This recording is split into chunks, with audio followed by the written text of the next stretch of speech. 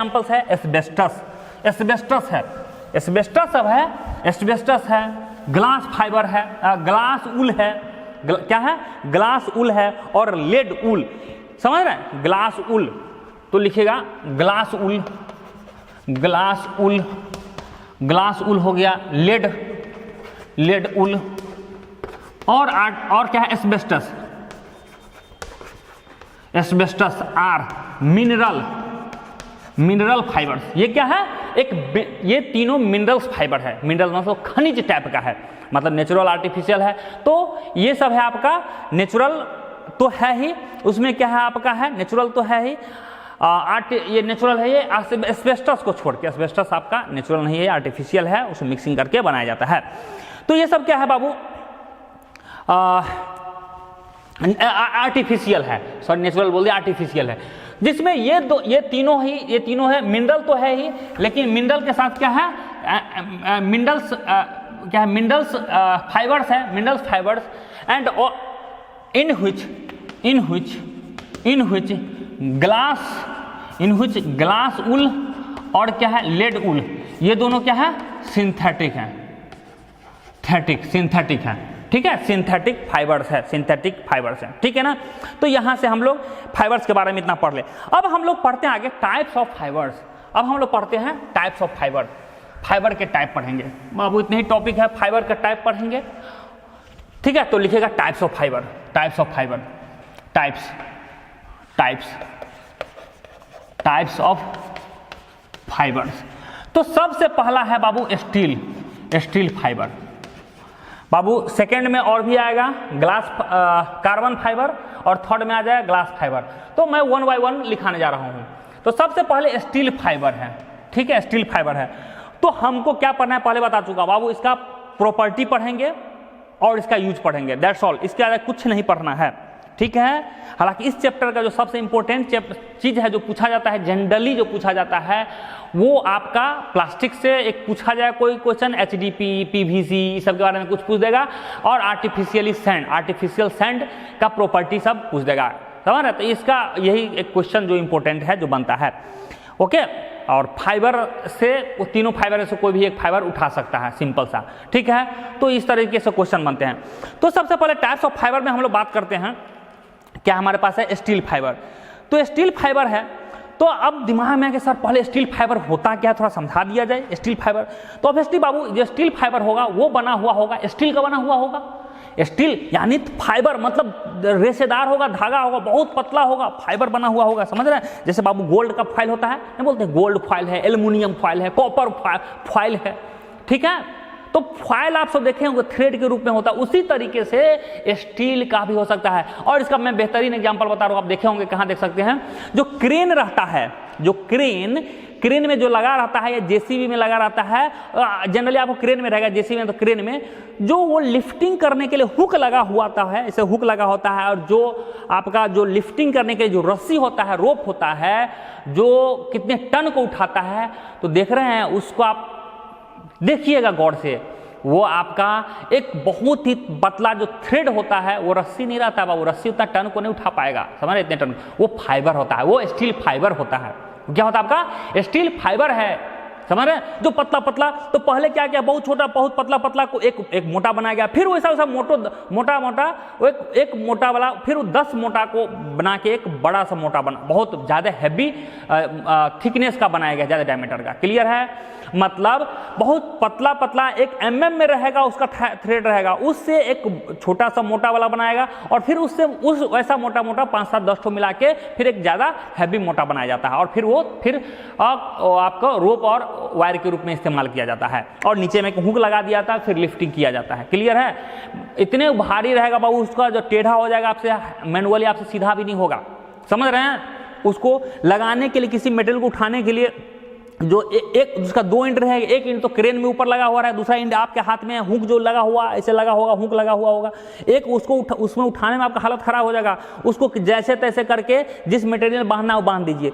इसके बाद इसके बाद वो थ्रेड को ऊपर खींचते रहेगा, क्रेन ऊपर खिंचाते रहेगा, इसका अपने टाइट हो जाता है, आपसे उसका टाइट भी नहीं कर सकते, इतना हार्ड रहता है, इतना टाइट रहता है हार्ड। तो टेंसाइल स्ट्रेंथ बहुत ज़्यादा रहता है। चलिए हम बात करते हैं यहाँ स्टील फाइबर के इस्तेमाल बात करते हैं।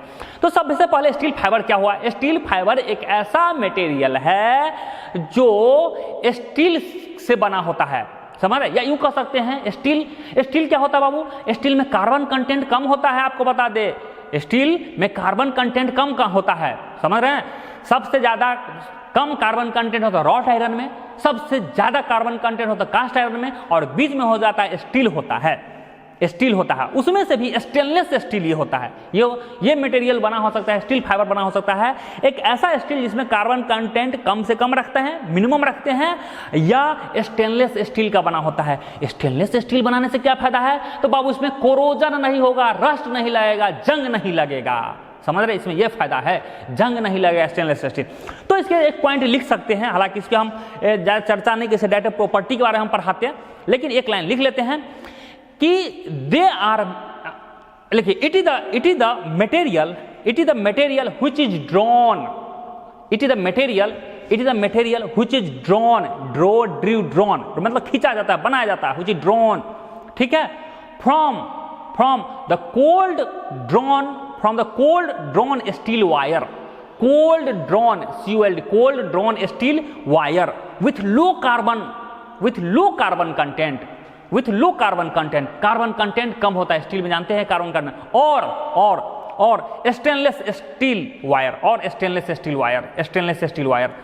स्टेनलेस मतलब उसमें धब्बा नहीं आएगा, दाग नहीं आएगा, स्टेन मतलब बहुत होता है धब्बा दाग होता है, स्टेनलेस मतलब लेस कर दिया, उसमें कोरोजन सब नहीं आएगा, रस्ट नहीं आएगा, डस्ट नहीं आएगा, क्लियर है? तो स्टेनलेस स्टील, ठीक है, वायर से बना हुआ होगा। हम इसके इतना ही पढ़ेंगे, इससे ज़्यादा बाबू कुछ हम ज़्यादा नहीं करेंगे, ज़्यादा माथा पीछे नहीं करना है, हम ऑलरेडी इसके हम ज़्यादा पढ़ेंगे। इसके बाद सबसे पहले इसके बाद लिखते हैं क्या बाबू? हम पहले बता चुके हैं, डायरेक्ट पढ़ेंगे प्रॉपर्टी के बारे में, प्रॉपर्टीज। अब प्रॉपर्टीज पढ़ने के बाद क्या पढ़ेंगे? यूजेज, ठीक है ना? तो लिखते चलिएगा। तो प्रॉपर्टी में इसका होता है सबसे पहला प्रॉपर्टी, तो इसका क्या होता है बाबू? चूंकि आपका स्टील है और वायर के रूप में, थ्रेड के रूप में है, तो कंप्रेसिव स्ट्रेंथ तो उसका इतना बढ़िया नहीं होगा, क्योंकि वायर है, क्या कंप्रेस्ड करने के लिए इसका इस्तेमाल नहीं करते हैं, इसका इस्तेमाल कभी भी कर सकते हैं तो टेंसाइल के लिए, टेंशन फोर्स के लिए कर सकते हैं। इसीलिए इसका पहला पॉइंट लिखेंगे, फर्स्ट पॉइंट, इट हैज, ठीक है, it has high tensile strength, लिखेंगे, it has high tensile strength of about 11,000 MPa, ठीक है, 1100 लिखिए, सॉरी 1100 एम्पा, फिर बहुत ज्यादा हो गया, 1100, समझ रहे हैं? कंक्रीट का मैक्सिमम कितना हो सकता है? आईएस कोड में हम लोग जनरली 80 तक लिखते हैं, 456 में 80 एम्पा तक ही इस्तेमाल करते हैं बाबू। ब्रिक सब होता है मैक्सिमम आपका मिनिमम 35 तक होता है, 3.5 तक होता है, मैक्सिमम 40-50 तक जाता है। स्टोन का 100-150 तक जाता है स्टोन का, ठीक है, कंक्रीट का 80 तक जाता है। इसका देख रहे हैं 1100 एम्पा है, कितना स्ट्रेंथ हो रहा है? 1100 एम्पा, तो टेंसाइल स्ट्रेंथ इसका बढ़िया है। ओके, नेक्स्ट है ये आपको इसका नेक्स्ट प्रॉपर्टी का, it has more tough and hard, it is more tough, ये टफ भी है और हार्ड भी है। टफ क्यों है? टफ जानते हैं ना, टफ और हार्ड में, यानी टफ मतलब इसका मतलब ऊपर से गिर जाएगा, समझ रहे हैं? तो इसमें ये टूटेगा नहीं, ये नहीं टूटेगा, इसीलिए क्या है, ये टफ है। टफ मतलब इसका जो ये कह सकते हैं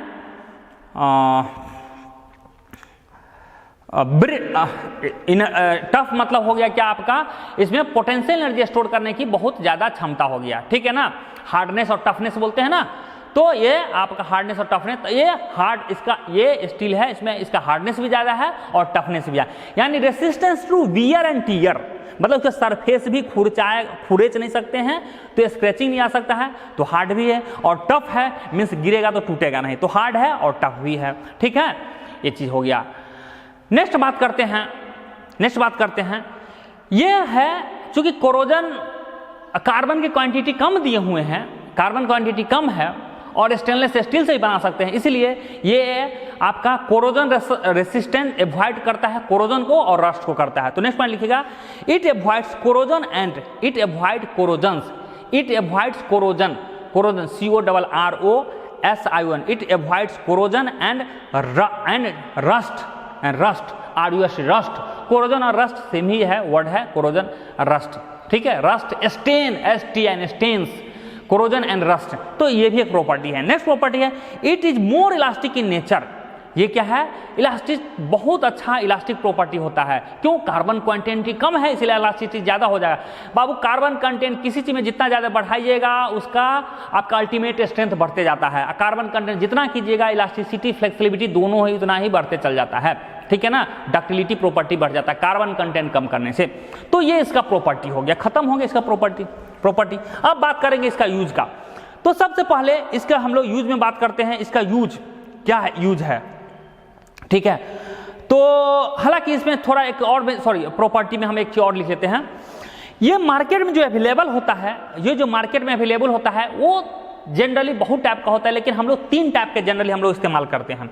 जनरली जो इस्तेमाल करते हैं, यूज में बात करते हैं, 3 टाइप का इस्तेमाल करते हैं बाबू। एक होता है फ्लैट टैप होता है, ठीक है, फ्लैट टैप होता है। दूसरा होता है अनडुलेटेड होता है, अनडुलेटेड फ्लैट होता है, फ्लैट अनडुलेटेड हो गया, और हुक टैप हो गया, हुक्ड HOOKED, हुक टैप। ये 3 टाइप से बाबू मार्केट में अवेलेबल होता है। तो इसका हम शेप बता देते हैं, इसको किस आधार पे इसको नामकरण किया गया था। हालांकि देखिए हमारे पास फिगर है, कुछ और बढ़िया ढंग से बताते हैं आपको, ठीक है। ये देखिए हमारे पास है, तो 2 रूप में इसको हम लोग डिफाइन किए हुए, डिफॉर्म बार और अनडिफॉर्म, मतलब 2 टाइप का। ये सब जितने भी दिखाई दे रहे हैं ये सब क्या है आपका, ये छोटा छोटा टुकड़ा के रूप में है, फाइबर है, ठीक है, और ये स्टील का सब बना हुआ है, टोटल स्टील का बना हुआ है। तो क्या होता है, 2 टाइप का, एक डिफॉर्म्ड मतलब एक ऐसा है जिसमें डिफॉर्म शेप दिया गया, कहीं न कहीं इसको मोड़ा गया है, इस रूप में भी मार्केट में मिलता है। एक मिलता है अनडिफॉर्म, मतलब एक स्ट्रेट लाइन में मिलता है, सीधा सीधी मिलता है, 2 टाइप का। तो बाबू डिफॉर्म्ड, इसका एग्जांपल ले सकते हैं, जो हम लोग देखे थे चेन देखे थे बाबू 3rd सेमेस्टर में, सर्वेइंग में जो चेन पढ़े थे, तो वो क्या होता है डिफॉर्म में, उसके एंड पोजीशन पे देखते थे मुड़ा हुआ रहता था, तो वो डिफॉर्म टाइप का हो गया। वो गैल्वेनाइज्ड माइल्ड स्टील था, वो था गैल्वेनाइज्ड माइल्ड स्टील। तो उसी तरीके से बाबू, तो अनडिफॉर्म में ये होगा सीधा सीधी हो गया, तो अनडिफॉर्म मतलब सीधा थी। इसको नाम दे देंगे बाबू स्टील, राउंड, फ्लैट और एनी शेप, ये हो गया स्टील फ्लैट, मतलब आपका सीधा सीधी जो रह जाएगा ये हो गया, ठीक है, फ्लैट हो गया, ठीक, सीधा सीधा फ्लैट। अब डिफॉर्म होगा तो उसमें 2 टाइप का होगा। तो डिफॉर्म कहाँ होगा, along the fibre, at the fibre and. तो डिफॉर्म जो होगा तो 2 रूप में होगा, एक हो सकता है कि सिर्फ एंड पे, दोनों एंड पे ही सिर्फ हम उसको क्या करते हैं, मोड़ते हैं या उसमें कुछ शेप में चेंज करते हैं, और इसमें क्या है एंड पे नहीं, ये बीच में चेंज करते हैं, एंड पे चेंज नहीं करके बीच में चेंज करते हैं। तो 2 टाइप का होगा, एक में बिना चेंज का हुआ है, दूसरा में दोनों में चेंज कर रहे हैं। तो एक एंड पे चेंज करते हैं, दूसरा में एंड पे चेंज नहीं करते, बीच में भी चेंज करते हैं, इस तरीके से शेप में चेंज कर, तो इस तरीके से हमारा बनता है, ठीक है ना। ये तो हुक्ड, उसमें वो हुक्ड लिखा हुआ है, देखिए ये हुक्ड है, राउंड विथ हुक्ड एंड, ये हुक के रूप में बना दिया गया है, इसीलिए इसको हुक्ड बोलते हैं। राउंड विथ एंड पेडल्स है, राउंड विथ एंड बटन्स, ठीक है ना। तो जो शेप दिया जाता है उस शेप में इसका नामकरण कर दिया जाता है, ठीक है, नामकरण किया जाता है। तो इस तरीके से, तो इसको बाबू अवेलेबल मार्केट में कितना होता है, ये फ्लैट टाइप का है, फ्लैट टाइप का है। इसका जो है फ्लैट का है, ये मार्केट में अवेलेबल, उसका शेप बना दीजिएगा, शेप बना लीजिएगा, यहाँ शेप बना लीजिएगा, ठीक है, शेप बना लीजिएगा। इसके बाद इसका डायमेंशन लिखिएगा।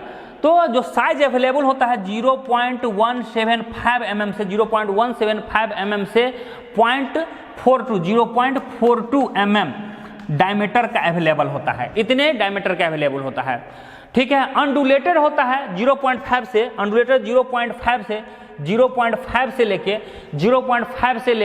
1.05 तक अवेलेबल होता है अनडुलेटेड।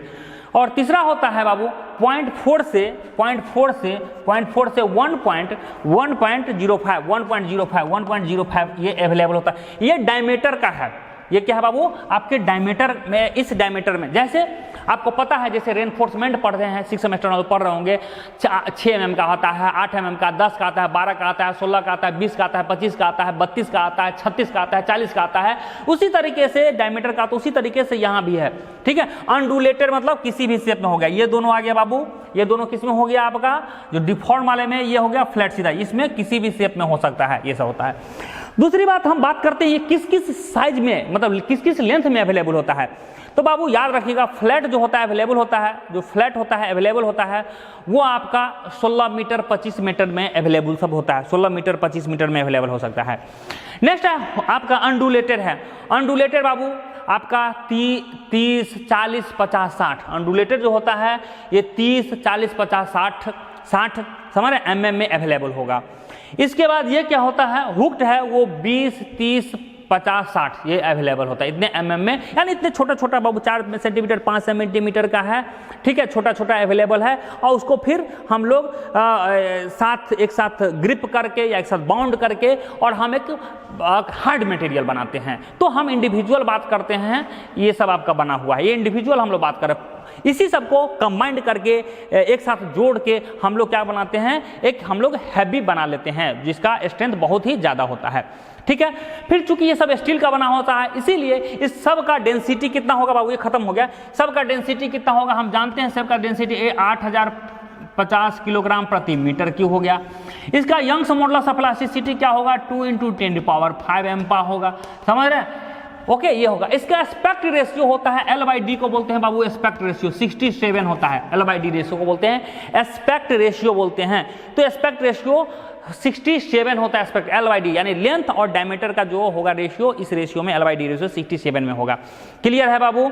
ओके टेंसाइल स्ट्रेंथ तो देख ही लिए हम लोग 1100 एम्पा है, तो बहुत ज़्यादा है बाबू, 1100 एम्पा बहुत अच्छा खासा ज़्यादा हो गया। चलिए तो इस तरीके से ये हम लोग देख लिए हैं, ये स्टील फाइबर के है। इसका हम लोग प्रॉपर्टी पर, अब इसका यूज कहाँ कहाँ है, इसका यूज कहाँ करते हैं वो हम चर्चा करते हैं।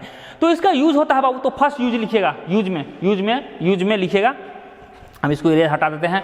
यूज में लिखिएगा दे आर हाईली यूज्ड, लिखिएगा पॉइंट में, यूज में they are highly used. Obviously एक इंपॉर्टेंट स्ट्रक्चर सब रहा है, घर तो बना नहीं रहे हैं, घर में तो फाइबर इस्तेमाल करते नहीं है, तो ये सब इंपॉर्टेंट स्ट्रक्चर है वहां इस्तेमाल करते हैं। तो लिखिएगा they are highly use in tunnel lining work, tunnel they are highly use in tunnel, TUNN, tunnel lining work, tunnel lining, tunnel तो समझ रहे हैं ना, जो गुफा हो गया। लाइनिंग मतलब लाइनिंग, एक लाइन करने के लिए हम लोग इस्तेमाल करते हैं, टनल लाइनिंग वर्क में इसका इस्तेमाल करते हैं। Not only that, it is also use, next point में लिखिएगा it is also use, next point में it is also use in the construction of airport, in the construction of airport में, समझिए ना बाबू, एयरपोर्ट बहुत ज़्यादा स्ट्रेंथ की जरूरत होती है, और जहाँ जहाँ हैवी स्ट्रेंथ की जरूरत होता है वहाँ वहाँ भी सबको इस्तेमाल करेंगे। तो इट इज यूज्ड कहाँ, it is used in the construction of airport runway, airport runway जो रनवे होता है बाबू उसमें हम लोग इस्तेमाल करते हैं, समझ रहे हैं। एयरपोर्ट रन और उतना ही और भी करते हैं। एंड हाईवे पेवमेंट जो बहुत इंपॉर्टेंट, जैसे हम लोग बनाते हैं एक्सप्रेस वे सब बनाते हैं, ठीक है। सिंपल तो स्टेट हाईवे सब में तो हम बात नहीं करते हैं, जहां बहुत एक इंपॉर्टेंट हाईवे पेवमेंट सब बनता है वहां हम लोग इस्तेमाल करते हैं, ठीक है। तो हाईवे पेवमेंट में भी इस्तेमाल करते हैं। तो 3 यूज हमने पढ़ा। First it use in tunnel work, tunnel lining work में है, टनल लाइनिंग वर्क में है। सेकेंड क्या है, एयरपोर्ट रनवे में करते हैं। तीसरा क्या है बाबू, हाईवे पेवमेंट में कर सकते हैं। नेक्स्ट में हम लोग बात करते हैं it is use in precast concrete.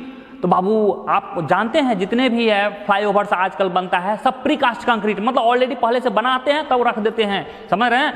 तो प्रीकास्ट कंक्रीट बनाने में भी यूज करते हैं। क्यों करते हैं, क्योंकि ये टेंसाइल स्ट्रेंथ इसका बहुत ज्यादा होता है, टेंसाइल स्ट्रेंथ इसका बहुत ज्यादा है। तो इस गुण को, कंप्रेसिव स्ट्रेंथ हमने नहीं बोला है बहुत ज्यादा होता है, लेकिन कंप्रेसिव स्ट्रेंथ भी इसका बढ़ाएंगे, कंप्रेसिव स्ट्रेंथ भी इसका बढ़ाएंगे, बाद में बढ़ाएंगे कुछ मटेरियल के ऐड करके। तो चूंकि टेंसाइल स्ट्रेंथ बहुत ज्यादा होता है इसीलिए इसका प्रीकास्ट कंक्रीट में इस्तेमाल होता है। नेक्स्ट ये 4 तो कौन कौन याद हो गया बाबू, सबसे टनल लाइनिंग वर्क, टनल मतलब गुफा से पकड़िए, टनल लाइनिंग वर्क में पकड़िए, एयरपोर्ट को पकड़िए, एयरपोर्ट रनवे में। अब आपको बता रहे एयरपोर्ट जो होता है, रनवे होता है, देखते हैं जो एरोप्लेन सब जो लैंड करता है तो उसका जो टायर होता है, सोचिए इतना मतलब एम्पा प्रेशर होता है टायर, जैसे मतलब 150 आदमी को तो पहले वैसे ले जा रहे हैं, उसका वजन हो गया, प्लस इतने हाई स्पीड से लैंड करता है, कितने प्रेशर होता है। टायर में सिंपल गैस नहीं भरा जाता है बाबू, उसमें नाइट्रोजन गैस भरा जाता है, सब उतने प्रेशर को रेसिस्ट कर पाता है। सोचिए उतना प्रेशर दे रहे हैं और फिर जो नीचे में जिस पे प्रेशर पड़ रहा है रनवे कितना मजबूत होना चाहिए, समझ रहे हैं। तो रनवे में आपको इस्तेमाल किया जाता है किसका, स्टील फाइबर का इस्तेमाल किया जाता है। ओके, तो सबसे पहले देख रहे हैं कहाँ हुआ इसका यूज हो गया, टनल लाइनिंग वर्क में हो गया, रनवे में हो गया, रनवे एयरपोर्ट में हो गया, हाईवे पेवमेंट में हो गया, प्रीकास्ट कंक्रीट में हो गया। नेक्स्ट इसका इस्तेमाल होता है शॉर्टक्रिट, SHO ठीक, शॉर्टक्रिट बोलते हैं, शॉर्टक्रिट नहीं शॉर्टक्रिट, SHOT शॉर्टक्रिट, CRET शॉर्टक्रिट में इस्तेमाल होता है। अब क्या सर शॉर्टक्रिट क्या हो गया, अब शॉर्टक्रिट होता है ये एक रिपेयर वर्क है, ये एक कंस्ट्रक्शन वर्क नहीं, ये रिपेयर वर्क है। मतलब कोई पहले से एग्जिस्टिंग बना हुआ है उसको रिपेयर करना है, तो कैसे कहाँ से रिपेयर करना है, घर को रिपेयर करना है क्या, नहीं बाबू घर को रिपेयर नहीं करना है, ये घर में नहीं है। ये मान के चलिए एक आपके पास क्या है, देखेंगे न्यूज़ में सुनते होंगे कि कोई पहाड़ है, इतने बारिश हो रही, कोई पहाड़ है गिर गया, तो पहाड़ अगर पत्थर सब का होगा तो सबको तो खैर उतना ज़्यादा नहीं कर सकते, लेकिन अगर मिट्टी का पहाड़ बना हुआ है, बहुत ऊंचा किला बहुत है मिट्टी का, तो क्या होता है स्लोपिंग ऐसे रहता है, 4th सेमेस्टर पढ़ेंगे स्टेबिलिटी ऑफ सॉइल,